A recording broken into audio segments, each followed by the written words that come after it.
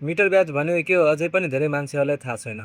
जनकपुरका metre ब्याज पीडितहरूले पैदल यात्रा काठमाडौँसम्मको सुरु गरेका थिए।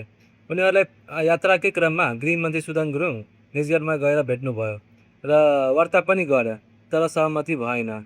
के स्रोतहरूका अनुसारले हाम्रो गृहमन्त्री सुदन गुरुङले पीडितहरूका कुरा बुझ्न सकेनन्।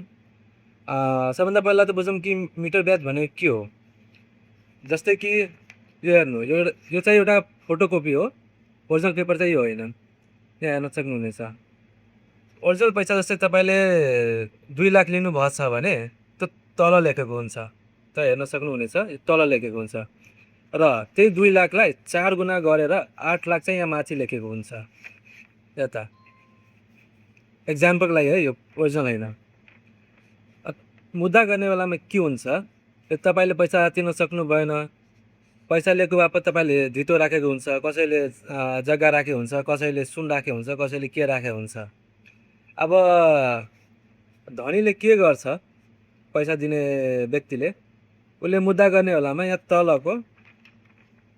तलको भाग चाहिँ च्यातेर फालिदिन्छ, काटिदिन्छ यसलाई।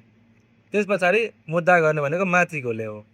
तपाईँले लिनुभएको छ 2 लाख, तर मुद्दा लाग्यो 8 लाखको हो, त्यसलाई नै भन्छ मिटर ब्याज। तपाईँलाई 8 लाखको पैसा तिर्नुपर्ने हुन्छ र त्यसको ब्याज पनि धेरै पुग्छ। यही कुरा त्यो पीडितहरूले हाम्रो गृहमन्त्री सुदन गुरुङ समक्ष राख्न खोजेको थियो, तर सायद उहाँले कुरा बुझ्नु भएन होला। अझै पनि वार्ता बाँकी छ, अझै पनि वार्ता भइरहेको छ उनीहरू बिच। तपाईँहरू पनि पैसा लिनुभन्दा पहिला यो कुरा चाहिँ विचार गर्नु होला। 4 गुणा कागज 3 गुणा कागज चाहिँ नबनाउनु होला है। जानकारी राम्रो लागेमा भिडियोलाई लाइक गर्नु होला, सेयर गर्नु होला, र म यस्तै भिडियो लिएर आइराख्छु, फलो गरिदिनु होला। धन्यवाद।